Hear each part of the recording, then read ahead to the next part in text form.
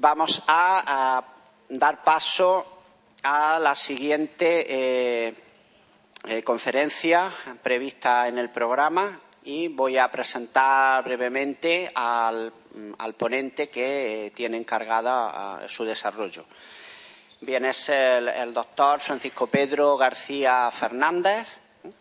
Ejerce su actividad profesional en el complejo hospitalario de Jaén y en la Universidad de Jaén, en la que es también profesor asociado. Tiene una amplia experiencia profesional, docente e investigadora, desarrollada pues, en el complejo hospitalario de Jaén y pertenece al GENAU desde hace bastantes años y actualmente al comité directivo del GENAU. Él es enfermero, diplomado en enfermería, máster en investigación e innovación por la Universidad de Jaén, máster en heridas crónicas por la Universidad de Cantabria y doctor por la Universidad de Jaén. Y bueno, tiene una amplísima experiencia investigadora, fundamentalmente ligada al tema de las úlceras por presión y los factores que conducen al riesgo, la forma de valorarlos. En esta conferencia nos va a presentar una propuesta novedosa, evolucionada de marco conceptual de las lesiones crónicas de la piel que pretende avanzar un paso más en la clasificación de cuando las lesiones son por presión, por incontinencia, por humedad o combinadas. Creo que es una ponencia que puede resultar clarificadora y que posiblemente pueda suponer un importante avance en esta materia. Igualmente, al final de su exposición, pues intentaremos tener unos minutos para que puedan hacer preguntas o aclarar conceptos. Y sin más, le doy la palabra.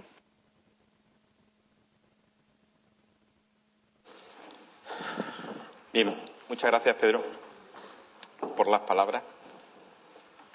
Parte del mérito de esta presentación indudablemente también corresponde a él y a la otra persona que fue codirector de la tesis, que sé que no está aquí porque no puede, pero que vendrá en cuanto que pueda, que es el doctor Javier Soldevilla. Y también hemos contado con la colaboración y la sabia experiencia siempre del profesor Verdú, que también nos ha ayudado mucho. Como pueden ver ahí, vamos a hablar de algo que al menos pretende ser ambicioso. Y es un nuevo marco conceptual en el desarrollo de las úlceras por presión y otras heridas crónicas, ¿no? A pesar de que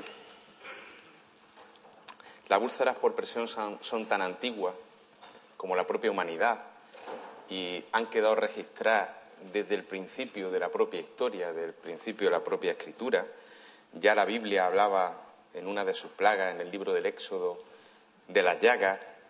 A pesar de que en el papiro de Hertz o de Eber ya se recogen las úlceras por presión, no fue hasta el siglo XVI cuando realmente se empezó a trabajar, sobre todo con los trabajos de Ambrosio Paré, en el tratamiento de estas lesiones.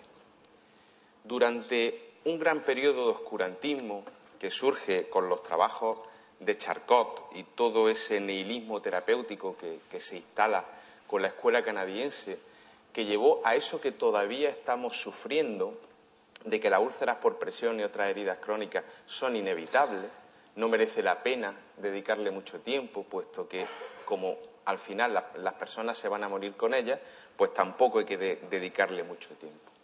Y es curioso que no fue hasta que se desarrolla la enfermería realmente desde un punto de vista profesional, con Florence Nightingale, cuando se empiezan a tomar las primeras medidas de prevención en el tratamiento de las úlceras por presión. No sé si ustedes son conscientes de esos cambios posturales cada hora, pero se realizan a partir de Florence Nightingale y era el tiempo que tardaba en atender a todos sus pacientes. Es decir, si hubiera tardado 1 hora y media o 3, probablemente ahora estaríamos realizando los cambios posturales de esa manera, ¿no? Pero no será hasta la década de 1960 del siglo pasado, es decir, hasta antes de ayer, cuando de verdad se empiece a trabajar sobre la prevención de las úlceras por presión, ¿no? Y será a través de un grupo inglés que encabezan varias enfermeras, Doreen Norton, Rhoda McLaren y María Bliss, junto con un médico, Arthur Exton Smith, los que comienzan a hacer las primeras investigaciones sobre prevención de úlceras por presión. Y las realizan en base a dos líneas fundamentales. Por un lado, a identificar cuáles son los posibles factores de riesgo que están provocando las lesiones, de manera que las enfermeras menos expertas puedan identificarlo, y fruto de eso hace que esta señora, en el año 1962, Doreen Norton, publique ese famoso capítulo del libro donde en su página 195 publica la primera escala de valoración del riesgo de desarrollar una úlcera por presión. Un trabajo que luego es seguido con una investigación sobre 250 pacientes para determinar si realmente es un instrumento útil o no. Esta es la escala de Norton en su versión original, tal y como aparece publicada en 1962. Aparece aquí escondida sus 5 factores de riesgo: la condición física general, el estado mental, la actividad, la movilidad y la incontinencia. Y como pueden ver, se trata de una investigación enfermera sobre úlceras por decúbito. La primera real investigación enfermera, como digo, del año 62. Posteriormente, el grupo sigue trabajando. Ella, Doreen Norton, se centra ya más en la escala. Realizan el primer ensayo clínico conocido que tenemos sobre prevención de las lesiones y prueban por primera vez un colchón para disminuir la úlcera por presión. Ahí lo tienen ustedes, publicado el 18 de febrero de 1967. Creo que algo hemos avanzado en el tema de materiales. A lo mejor no hemos avanzado tanto en la efectividad de la prevención, porque, bueno, creo que estas que ella veía, desgraciadamente, todavía en muchos sitios se siguen viendo. Habría que esperar 11 años a que otra enfermera, en este caso norteamericana, Davina Gosnell, se diera cuenta de que algunos de los factores de riesgo de los que nos hablaba Doreen Norton no eran fáciles de medir, como por ejemplo ese buen estado físico, a que llamábamos buen estado físico, ¿no? Y ella introduce un nuevo factor de riesgo que para ella es clave, que es el estado nutricional, la nutrición. Pero será un poco más tarde cuando Roberta Bruzzisi, en el año 77, ya empiece a trabajar realmente y con carácter profesional el tema de la herida. Esta es una enfermera que ha pasado muy desconocida en la literatura, pero que fue, por ejemplo, la primera directora de la primera revista que habló sobre heridas, la famosa revista Boom, que luego desapareció, ¿no? Y esta señora lo que hizo fue definir una escala en la que volvía al patrón original de Norton, esos 5 factores, le añadía 3 factores más: el estado nutricional, la hidratación y las enfermedades predisponentes. Lo que ocurre es que ella no difundió la escala bajo su nombre, sino que le cedió los derechos a un laboratorio para que gratuitamente, a cambio de cederle los derechos, el laboratorio hiciera una distribución entre todas las enfermeras norteamericanas, enseñándoles a prevenir las úlceras por presión. Por tanto, realmente es la primera que extiende la prevención de úlceras por presión a todo un país, al menos como eran los Estados Unidos. La escala es muy conocida bajo el nombre de escala de Knoll, que fueron los laboratorios que añadieron. Unos añitos más tarde empiezan a desarrollarse escalas, algunas muy conocidas: Andersen, Arnell, Shannon, y aparece la primera escala española en el año 85, publicada por Rubio, y al que nunca le estaremos suficientemente agradecidos, doctor Javier Soldevilla. Y será Judy Waterloo la segunda enfermera que haga una investigación seria sobre factores de riesgo para crear su escala, y ya en un contexto específico de úlceras de cuidados críticos. Pero no es hasta el año 1987 cuando 2 enfermeras se paran y se ponen a pensar: oiga, ¿cómo se producen las úlceras por presión? ¿Cómo puedo medirlas? De tal manera que yo desarrolle una escala y le diga a las profesionales cómo se puede prevenir esto. Son estas 2 señoras, la doctora Bárbara Braden y la doctora Nancy Bestrom. Y lo hacen, bueno, la foto no es de 1987, evidentemente, es de 2004. Pero ella, para hacer su tesis doctoral, dirigida por la doctora Bestrom, piensa en cómo se producen por primera y única vez las úlceras por presión y publica en el año 87 este magnífico artículo, que es de los pocos que en la profesión enfermera ha merecido tener una réplica de los 25 años, sobre el esquema conceptual de estudio de la etiología de las úlceras por presión. Y aparece este famoso esquema en el que habla del desarrollo de las úlceras por presión. Me he tomado la libertad de traducirlo al castellano y sería algo así, doctor Pancorbo, en el que ella habla de que existen dos grandes factores de riesgo. Por un lado, el aumento de la presión a los tejidos, que va a estar motivada por una actividad disminuida, una percepción sensorial o una movilidad disminuida, que va a aumentar la presión de los tejidos. Y por otro lado, se puede producir por una disminución de la tolerancia de los tejidos, que están condicionados por factores intrínsecos, la disminución de la presión arterial, una nutrición deficiente, la edad, o factores externos, como la cizalla, la humedad o la fricción. De tal manera que la suma del aumento de la presión con la disminución de la tolerancia de los tejidos es lo que va a abocar a la aparición de las úlceras por presión. Y con esto desarrollan su escala de Braden. Posteriormente, no hay en la literatura ningún marco conceptual que hable, después de Braden, de cómo se desarrollan las lesiones. Y eso, que como pueden apreciar, hemos tenido un crecimiento exponencial en el desarrollo de escalas por presión, que va en la segundo lustro de la década de los 90, donde solo en esos 5 años se generaron 18 escalas. Bueno, afortunadamente ya parece que están todas las escalas generadas y vamos en una fase de disminución, todavía sale alguna, pero esperemos en que ya dejemos de realizar escalas y vamos a centrarnos en utilizar las que hay, que además son bastante válidas. Bien, a partir de la década de los 90 hay un avance en el análisis de los factores de riesgo por el aumento del conocimiento científico en las heridas crónicas, pero en el que tiene mucho que ver la entrada de la estadística dentro de las ciencias de la salud y de determinadas funciones matemáticas como son los análisis multivariantes. Estos análisis multivariantes permiten a los investigadores no solo determinar cuáles son los posibles factores de riesgo, sino además ponerle peso y decir cuáles de ellos son los que más me están condicionando la aparición de las úlceras por presión, ¿no? La regresión logística, etcétera, ¿no? A partir de ahí se han desarrollado varios modelos de escala, el modelo de 4 factores, pero todo a partir de que Batson, en el año 1993, desarrollara la primera escala siguiendo esta medida. Bien, entonces nosotros nos preguntamos, si las enfermeras son capaces de desarrollar la escala utilizando un procedimiento deductivo, o sea, pensando cómo se producen las lesiones y a partir de ahí realizo escalas, ¿podemos hacer el proceso inverso? ¿Podemos coger, agrupar y clasificar los diferentes factores de riesgo identificados por todas las escalas en función de su similitud? ¿Podemos, mediante un proceso inductivo, identificar qué mecanismos producen las úlceras por presión? Es más, ¿podemos hacerlo también con otro tipo de heridas crónicas y no solo las úlceras por presión?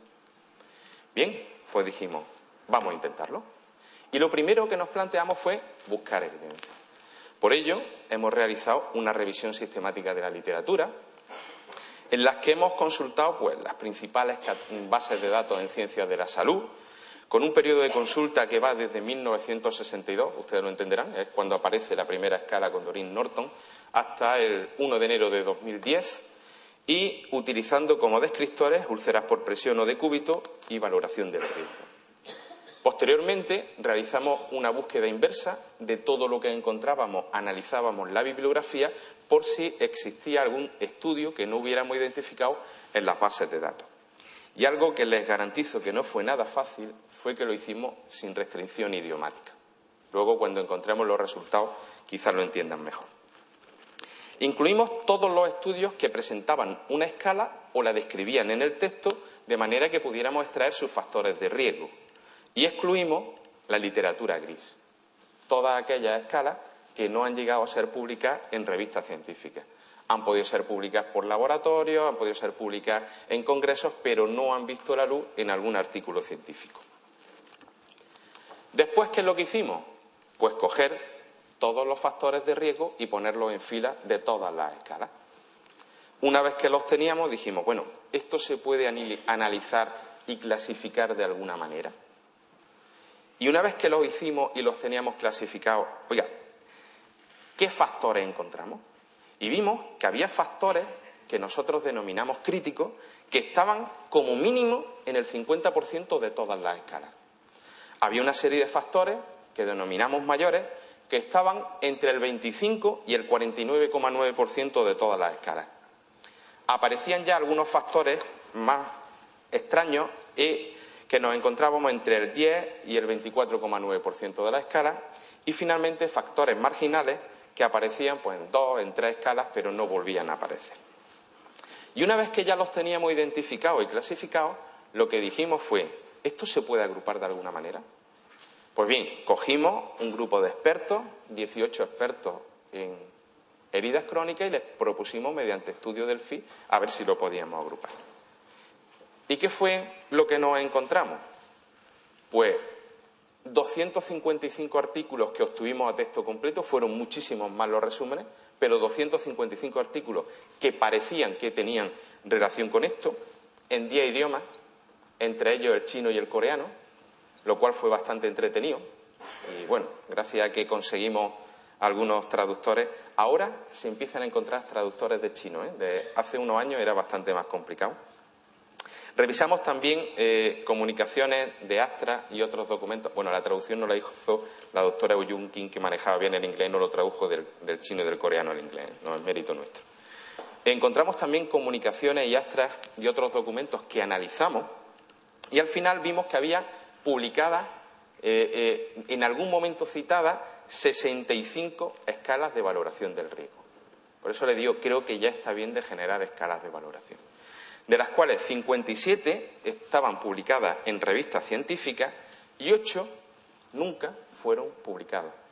La mayoría de ellas, como las pueden ver ustedes aquí, surgen a partir de que Roberta Abruzzese venda los derechos de su escala a los laboratorios Knoll a cambio de esa formación gratuita para todas las enfermeras, y así nos encontramos que los laboratorios Gaimar, Flink, 3M, Down B. Hitman, farmacia, publican sus propias escalas. Si un laboratorio los tiene, pues yo también genero las mismas, solo que no la hacen en literatura científica. Hay una escala que fue publicada por el Estado de Minneapolis, que difundió entre sus profesionales, pero que nunca llegó a salir. Otra escala que fue publicada en el primer Simposio Nacional de Úlceras por Presión del año 96 en Logroño, aquel que hicimos en febrero, que nevaba un poquito, si lo recuerdan ustedes. Y recientemente, en 2004, salió una escala australiana, la Randstadius, que creo que en este año ha salido ya publicada en literatura científica, pero que en el momento del corte aún no lo estaba. Bien, esas 57 escalas publicadas, 46 eran para adultos, para contextos generales 36 y 10 para cuidados críticos. Y 11 eran neonatales, de las cuales 6 eran para cuidados críticos. Y con esto, ¿qué hicimos? Pues el primer paso, identificar los factores de riesgo. 57 escalas teníamos, una no nos servía porque medía a la institución y no a las personas, y nos encontramos 453 factores de riesgo. Para ponerlos en fila era complicadito. Bien, nos llamó la atención una cosa, y es que la media, mediana y la moda de la escala era de 8 factores de riesgo. Es decir, el grueso de las escalas de valoración tienen 8 factores de riesgo. Lo siguiente fue coger esos 453 factores reales, ver sus indicadores y decir, ¿están midiendo lo mismo? Y nos dimos cuenta de que sí, de que muchos estaban repetidos. Uno lo llamaban continencia, otro lo llamaban incontinencia, pero estaban midiendo lo mismo. Y al final eran 83 factores de riesgo efectivos los que las enfermeras en las distintas escalas habían identificado como posibles productores de úlceras por presión. Pues bien, ¿qué factores nos encontramos? Pues curiosamente nos encontramos 4 factores que eran críticos, que eran la movilidad, la nutrición, la incontinencia y la actividad. Esos factores estaban en más de la mitad de las escalas. 3 que estaban entre un cuarto y la mitad de las escalas, que era el estado de la piel, el estado mental y la edad. Y luego, bueno, 14 que eran menores y 62 que eran marginales. Con lo cual nos dimos cuenta de que podíamos coger esos factores y agruparlos en dimensiones de riesgo. Cogimos los expertos, los metimos que hicieran el Delphi y esos 83 factores de riesgo los transformaron en 23 dimensiones de riesgo. ¿Cómo se hace esto? Un ejemplo, no les voy a poner todo, pero fíjense, hay factores de riesgo como la actividad que fueron englobados en una sola dimensión de riesgo, actividad o hidratación, mientras que otros factores de riesgo, por ejemplo, movilidad, parálisis, disreflexia, férula, extremidad inmovilizada, sujeción del tronco, posición prono, cuando uno analizaba los factores, los indicadores, realmente estaban midiendo movilidad. O la incontinencia, la exposición a la humedad, la incontinencia intestinal, las deposiciones, la sudoración, estaban midiendo exposición a la humedad e incontinencia. Y eso fue lo que hicieron los expertos, es decir, oiga, estos factores de riesgo están midiendo lo mismo, aunque se llamen de manera distinta. Y eso nos permitió jerarquizar esas dimensiones de riesgo, ya no hablaré de factores, y nos dimos cuenta de que, por ejemplo, la movilidad aparecía en 49 de las 57 escalas, la exposición a la humedad en 46, y vimos que los 5 primeros factores de riesgo, curiosamente, coincidían con 2 escalas, la escala Gosnell y la escala Emina. Y los 3 factores mayores coincidían con otras escalas, pero no hay ninguna que tenga esos 8 factores de riesgo. Es decir, no existe ninguna que englobe ese famoso número 8 de media, mediana y moda. Por tanto, en un análisis así, de primera vista, vimos que la mayoría de las escalas lo que han hecho ha sido ir heredando los factores críticos, le sumaban otros factores menores con pequeñas variaciones y ya tenía yo mi propia escala con mi nombre. Un pequeño número de escalas realmente se generaban tras un proceso serio de investigación, fundamentalmente Norton, Waterloo, Braden, modelo de 4 factores, Batson, pero muchos de los factores de riesgo, aunque no medían lo mismo, se denominaban de manera muy parecida y otros que nominalmente no coincidían medían algo muy similar. Y lo siguiente fue, ¿y con todo esto somos capaces de crear un marco conceptual sobre el mecanismo de producción de úlceras por presión y otras heridas crónicas basándonos en ello? Pues lo hemos hecho. Evidentemente no es tan sencillo como el de Barbara Braden y Nancy Westrom, pero lo hemos hecho. Y si lo desglosamos poco a poco, hemos distinguido dentro de ese marco conceptual unas lesiones de las que Manolo acaba de hablar antes, que son las lesiones por humedad. Son unas lesiones que se producen por la exposición a la humedad o a la incontinencia de manera continua o casi continua, que son capaces de provocar deterioro tisular directo. Y que además son lesiones, en regla general, cuando se producen aisladamente, superficiales. Pero hemos dado un paso más allá y hemos definido unas lesiones que hasta ahora nadie se ha atrevido a separar dentro del marco conceptual, que son las lesiones por roce o fricción. Las lesiones están provocadas por ese roce o fricción que en sí mismo produce un deterioro tisular directo y que también suelen ser superficiales, pero en el que las fuerzas de presión no intervienen de manera directa. Por tanto, no pueden ser catalogadas como úlceras por presión. Ahora veremos algunos ejemplos un poco más detalladamente. En el capítulo de disminución de la tolerancia a los tejidos, que si ustedes recuerdan, Barbara Braden y Nancy Westrom hablaban fundamentalmente de factores intrínsecos y extrínsecos, nosotros no lo hemos agrupado así, sino que lo que hemos hecho ha sido pensar que la exposición a la humedad intermitente y otros factores como catéteres, drenajes, van a agredir esa piel del paciente. Las alteraciones que provocan los problemas nutricionales o de hidratación van a alterar la nutrición tisular, que tenemos un grupo de dimensiones de riesgo, la alteración de la perfusión tisular periférica, la diabetes, el tabaquismo, la anemia, las alteraciones respiratorias y del estado hemodinámico, que lo que van a hacer va a ser permitir que esas células no se oxigenen tisularmente bien y las alteraciones de la piel van a provocar todo ello que se produzca ese mecanismo de disminución de la tolerancia a los tejidos. Respecto al factor de aumento de la presión, sí lo consideramos, pero hemos entendido que había 2 dimensiones dentro de él que, si recuerdan, Barbara Braden y Nancy Westrom no lo separaban. Por un lado, tenemos que hay factores que lo que hacen, como son la actividad, la movilidad o los problemas de peso, disminuyen la capacidad del paciente para realizar un reposicionamiento. mientras que la sensibilidad cutánea disminuida lo que hace es impedir o disminuir esa percepción sensorial del paciente. Y luego tenemos un grupo de dimensiones de riesgo, las enfermedades predisponentes, el aumento de la temperatura, los fármacos, el dolor, la edad, el estado físico general o la disminución del nivel de conciencia, que pueden actuar a los dos niveles, tanto disminuyendo la capacidad de reposicionamiento como disminuyendo la percepción sensorial. Y no solo establecemos estos dos mecanismos dentro de las fuerzas de presión, sino que también hay una fuerza que en la mayoría de las escalas está mezclada, hablan de fricción cizalla, pero que entendemos que no tienen nada que ver la una con la otra. Por eso hemos extraído la fricción por un lado y las fuerzas de cizalla por otro, porque las fuerzas de cizalla lo que producen es deterioro tisular directo de tejidos profundos. Y luego justificaremos esa clasificación que ha hecho la NEPUAP, que en Europa no se ha considerado de lesión de tejidos profundos. Bien, los tres factores juntos, la disminución de la tolerancia y el aumento de la presión, junto con un deterioro de tejidos profundos, puede ocasionar úlceras por presión, aunque veremos que no serán el mismo tipo de úlceras por presión.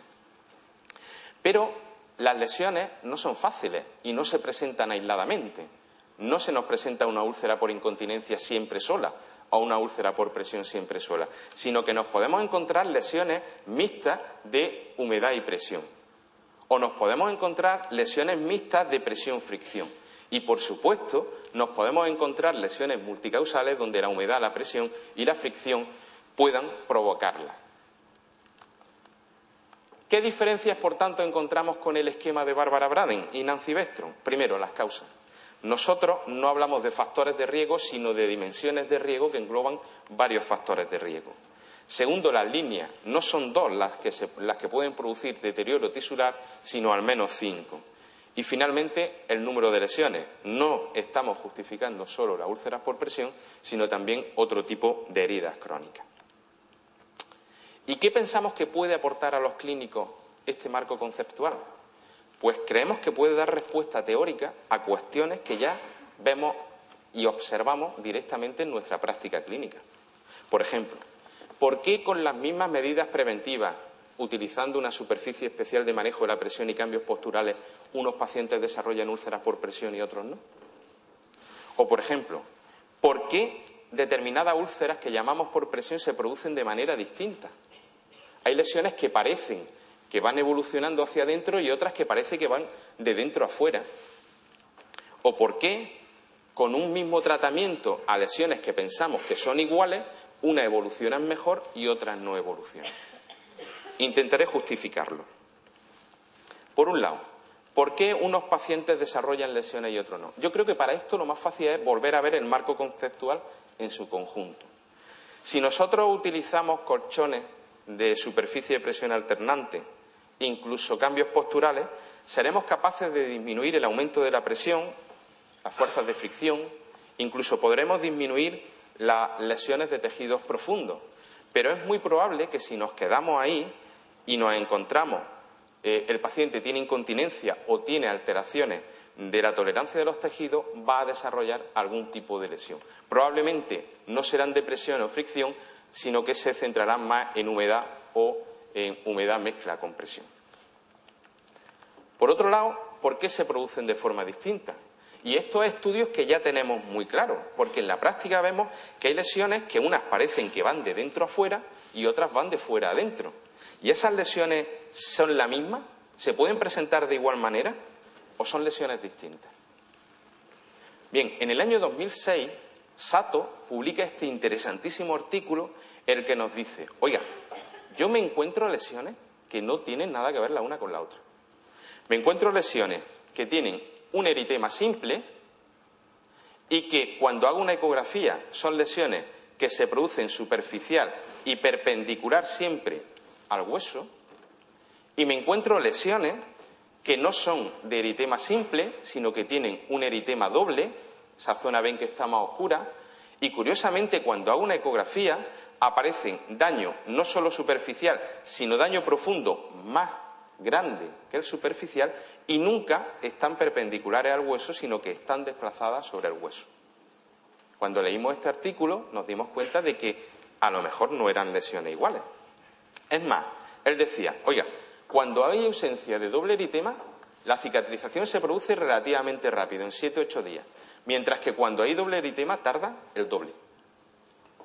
Pero es que es más, si uno coge las lesiones que tienen doble eritema, unas van a evolucionar hacia adentro, pero si tienen doble eritema, la mayoría se van a abrir, van a tardar y van a exponer tejidos profundos. Luego, a lo mejor no estamos catalogando a las mismas lesiones. Por tanto, lo que puede ocurrir es que estemos cometiendo errores diagnósticos y estemos considerando como lesiones algunas que son mezcla o tienen otro origen distinto del de la presión, en los que no se interviene en la dimensión que lo está produciendo y, por tanto, tienen otras necesidades de tratamiento. Así, por ejemplo, aquí ven ustedes 4 supuestas úlceras por presión de estadio 1. Digo supuestas. ¿Las ven? A la primera, parte superior izquierda, ¿cómo la detallarían? Probablemente como una lesión por humedad. Claramente en espejo, una lesión en la que el componente fundamental puede ser la humedad. Una lesión colocada sobre trocánter con un eritema simple, ¿cómo la catalogarían? Probablemente presión. Esta lesión donde ya aparecen flicternas pequeñitas y fíjense en el estado lateral de la piel, lamento que no se vea mejor, ¿cómo la calificarían? Probablemente por fricción. Y sin embargo, fíjense en esta, donde aparecen lesiones con doble eritema por todo el cuerpo, en el que probablemente sea la cizalla la que haya originado las mismas, y son lesiones seguro que profundas. Nunca son lesiones superficiales. Por esto decía yo que probablemente no seamos capaces de catalogar con esta imagen hasta dónde llega el estadio, pero sí tenga justificación esa clasificación norteamericana de lesión de tejidos profundos, de deep tissue injury, en el que probablemente esta lesión ya sea bastante profunda, aunque no seamos capaces de determinar ahora en qué situación está. Por tanto, estas lesiones necesitan tratamiento distinto. Usted podrá ponerle a esta lesión la mejor superficie especial de manejo de la presión del mundo, usted podrá realizarle cambios posturales que, como usted no controle que el paciente esté friccionando, va a aparecer la lesión y, por tanto, da igual el colchón que usted le ponga si no es capaz de controlar esa fricción. O en esta lesión, da igual la superficie que usted ponga si no controla esa humedad de alguna manera y no protege esa piel perilesional. Y bueno, hemos tenido una exposición magistral anteriormente del doctorando don Manuel, en el que no ha contado cómo hacerlo, ¿no? Y en esta lesión probablemente tenemos que prepararnos para lo peor, y es que esa piel, hagamos lo que hagamos ya, se vaya a abrir y vaya a llegar a exponer tejidos profundos, ¿no? Como les decía, las lesiones se pueden presentar simples o se pueden presentar combinadas. Por ejemplo, fíjense en esta imagen en donde parece que hay una lesión por humedad, en el que, sin embargo, aparece una lesión prácticamente circular, aunque extiende una rama, que sí está sobre prominencia ósea, zona terminal sacrocosigia, y en el que se ve que hay una profundidad mucho mayor de esa lesión. Probablemente en este caso nos estemos encontrando ante una lesión combinada de humedad-presión y, por tanto, tengamos que abordar los dos factores para poder controlarla. O en esta lesión de talón, en el que nos encontramos claramente, ¿se ve?, una zona de presión y una zona, ¿cómo la calificarían? Fricción. Es decir, esa es una lesión combinada. Nos podemos encontrar lesiones como estas, en las que aparece una zona clara sobre trocánter de eritema y otras con doble eritema en zona más profunda, que nos va a hacer pensar casi con seguridad de que estamos ante lesiones profundas. Y nos podemos encontrar, desgraciadamente, pacientes en el que tanto la humedad como el roce, la fricción, la cizalla dan lugar a este desastre que, sin lugar a dudas, va a poner en peligro la vida de esa persona. Por tanto, y en resumen, y quiero ajustarme a los 35 minutos que dije que iba a tener, desde los factores de riesgo de todas las escalas hemos sido capaces de crear un nuevo marco conceptual que nos va a permitir responder teóricamente a distintas cuestiones de la práctica. Cuestiones que nos muestran de que hay al menos 6 tipos de heridas crónicas que hasta hace muy poco tiempo estábamos catalogando como úlceras por presión y que realmente no son solo úlceras por presión, sino que tenemos lesiones por humedad, lesiones por presión, evidentemente, pero también lesiones por fricción y lesiones combinadas de humedad-presión o presión-fricción. Y que tenemos lesiones multicausales en el que hay que abordar todo ese abanico de medidas preventivas para que no se desarrolle.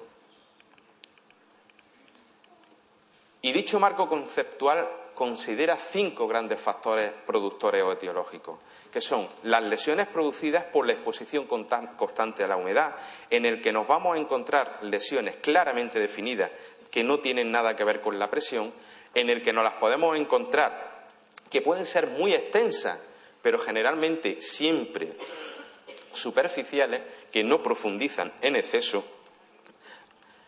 que nos podemos encontrar un factor predisponente que es básico controlar, que es cómo la tolerancia de los tejidos se disminuye cuando hay alteraciones de su oxigenación, nutrición o hay agresiones o alteraciones externas de la piel, que nos encontramos lesiones que van a provocar un aumento de la presión tanto por disminución de la capacidad del paciente de reposicionarse como por la disminución de su percepción sensorial, en las que sí tenemos que intervenir directamente con superficies especiales y con cambios posturales, pero que en otro tipo de línea no nos van a influir, y que nos encontramos que realmente las lesiones de tejidos profundos que hablaban los americanos pueden existir y que están causados fundamentalmente por las fuerzas de cizalla. Es más, hay algunos autores que incluso dicen que estas son las verdaderas lesiones por presión, ¿no? Yo dudo de ellos, creo que hay 2 mecanismos de producción de la presión, una las presiones verticales y otra las presiones tangenciales, que son las que nos aportan la cizalla. Y que juntas, las 3, son las que nos van a producir lesiones que pueden presentarse con eritema simple sobre, como decía Sato, perpendicular a una prominencia ósea, o lesiones con doble eritema desplazadas sobre esa prominencia ósea y que van a evolucionar inicialmente así, pero en el que seguro que tenemos muy claro que esta lesión va a acabar, sin lugar a dudas, así. Y finalmente tenemos unas nuevas lesiones que no hemos atrevido a definir como de roce o fricción, que se producen por deterioro tisular directo y que suelen ser lesiones superficiales, que se pueden presentar en cualquier zona y que se caracterizan por este estado de la piel lineal de la fuerza que ha ejercido esa fricción, o que pueden aparecer como flictenas, pero que también son lesiones superficiales y que pueden aparecer combinadas con otras lesiones. Finalmente, y con esta diapositiva termino, estamos ante un nuevo modelo teórico. El que sea de una utilidad para la práctica clínica, eso ya deben de responderlo ustedes. Muchas gracias por su atención.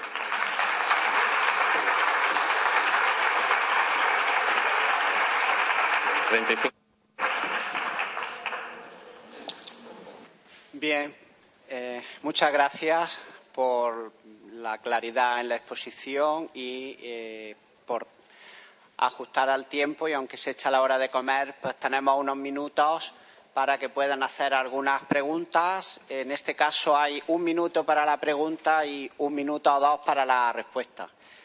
Quiero decir, por favor, sean breves y concretos en las preguntas.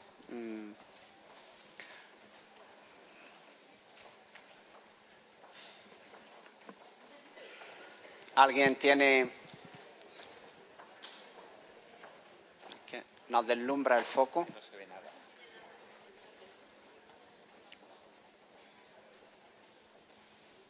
Podemos preguntarle a ver si se han enterado. Sí.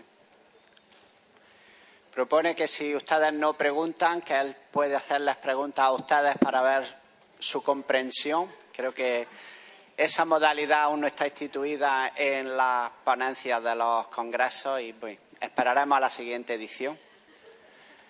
Bueno, pues si ustedes no preguntan y mientras se lo van pensando, yo pues haré una pregunta por curiosidad innata y es que si cree que este marco conceptual más complejo era necesario. Va dirigida al público, ¿no? No, va dirigida a usted como experto O sea, en la materia. Si después de 4 años trabajando en él no pensara que era útil, ustedes me dicen que he estado haciendo 4 años de mi vida, perdiendo el tiempo, ¿no? Sí, creo que sí. Creo que había muchas lagunas en la práctica clínica que nos hacían plantearnos esas cuestiones, o al menos yo me las he planteado y creo que mi entorno y muchos profesionales lo comentaban, ¿no? Es decir, ¿por qué a un mismo paciente que le hago los mismos cuidados, uno se me ulcera y otro no, ¿no? ¿Estoy llamando realmente úlceras por presión a lesiones que no son úlceras por presión? O si estoy siguiendo una guía de práctica clínica correcta y adecuadamente, ¿por qué no me cicatriza la herida, ¿no? Eran respuestas, o sea, eran situaciones que veíamos en la clínica que no teníamos respuesta real, ¿no? Creo que este marco conceptual viene a dar esas respuestas, como he dicho, teóricas, ¿no? Es decir, oiga, si usted tiene una lesión por fricción o tiene una lesión por humedad, da igual el magnífico colchón que ponga, que le haga usted cambios posturales cada 10 minutos, que al final la úlcera se la va a producir porque el factor, la dimensión etiológica, usted no la está tratando, ¿no? Si usted cataloga una lesión como por presión cuando realmente es fricción, pues realmente no le va a poner el tratamiento adecuado a esa lesión y, por tanto, la lesión va a evolucionar, ¿no? Básicamente yo creo que esa era la gran utilidad y lo que pretendíamos dar respuesta, porque si no es que hemos estado perdiendo el tiempo, ¿no? Creo que no. ¿Alguna pregunta en la sala? Sí, aquí hay. ¿Ha sido publicado este material en alguna revista científica? No. Vamos a ver.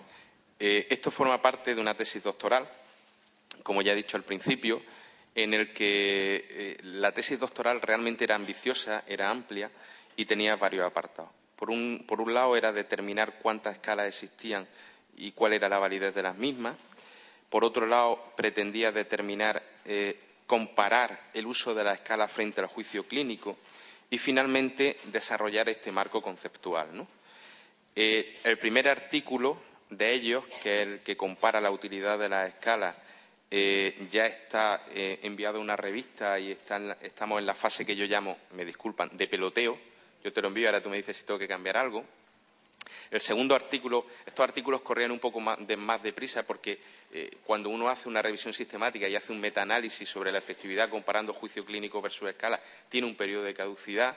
Exactamente antes de ayer nos vino la traducción al inglés y justo cuando termine este congreso y podamos respirar, comenzaremos con la elaboración del manuscrito y, evidentemente, también lo intentaremos traducir al inglés, nos guste o no, porque la manera de que tenga impacto en la práctica clínica realmente es publicarlo en la lengua de Shakespeare, pero es que si no lo hacemos así va a ser bastante difícil que podamos realmente que llegue a todos los profesionales en la clínica, ¿no? Luego quedará un resquicio, que es un lujo que nos permitimos, que va a ser el ponerle cara, género y nombre a las autoras de las escalas, ¿no? Un artículo histórico de quién las desarrolló, porque mayoritariamente son señoras, son mujeres, son enfermeras. Y cuando yo digo Doreen Norton, la gente se sorprende, era mujer, por eso he querido poner la foto, ¿no? O Bárbara Brading, son mujeres, ¿no? Es decir, y queremos hacer ya un último artículo de género, ¿no? Y de cómo se han producido las escalas, pero bueno, ese puede esperar un poquito más. Yo calculo que en unos meses estará terminado y listo para traducir y luego ya el peloteo, ¿no? Lo que tarde la revista en devolverlo y publicarlo. Pero probablemente durante 2013 pensamos que puede ver la luz. Bien, hay dos preguntas, una aquí abajo y luego arriba. Muy buena. Yo quería darte de verdad la enhorabuena por la exposición y hacerte una pregunta. ¿Este nuevo marco conceptual va a tener algún impacto en cuanto al estadiaje de las lesiones? Sí. A ver, creo que sí.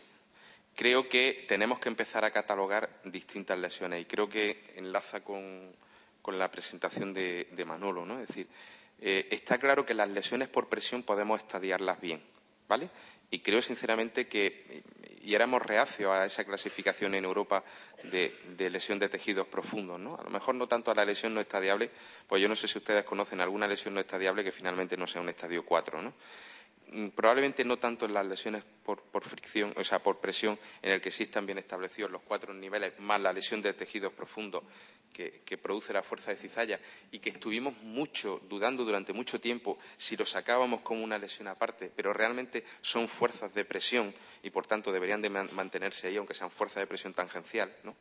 Pero sí es verdad que, por ejemplo, no tenemos ahora mismo capacidad para distinguir en determinados tipos de lesiones por humedad o por fricción y por combinaciones de ambas, ¿no? Creo que tendremos que empezar en unos estudios subsiguientes viendo, y ahí el gran avance lo va a hacer sin lugar a dudas Manolo Rodríguez Palma con su tesis doctoral, viendo cómo se producen las lesiones por incontinencia, cuáles son los factores que están, probablemente veamos que tenemos distintas situaciones de estadiaje y distintos métodos de abordarlo, y probablemente tengamos que entrar también en las lesiones por fricción y, por supuesto, en las combinadas, ¿no?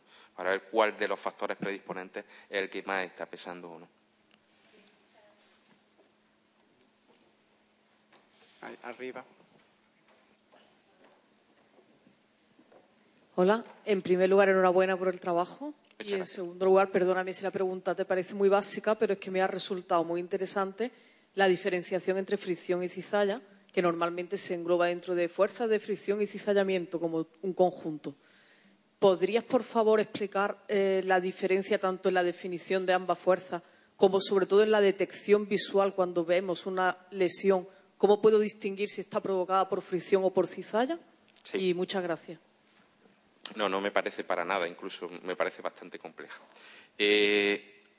Todas las escalas de valoración del riesgo, las 11 escalas que introducían el concepto de fricción, lo hacían como fricción y cizalla. Ninguna utiliza el concepto de fricción y de cizalla por separado. Realmente, lo que quieren esas enfermeras, lo que estaban diferenciando son fuerzas tangenciales. ¿De acuerdo? Es decir, la presión, entendida como presión pura, vertical, se produce por la opresión de un cuerpo sobre una superficie dura, una prominencia ósea, ¿no? Mientras que las fuerzas de roce y fricción, son fuerzas, y las de cizalla son fuerzas tangenciales.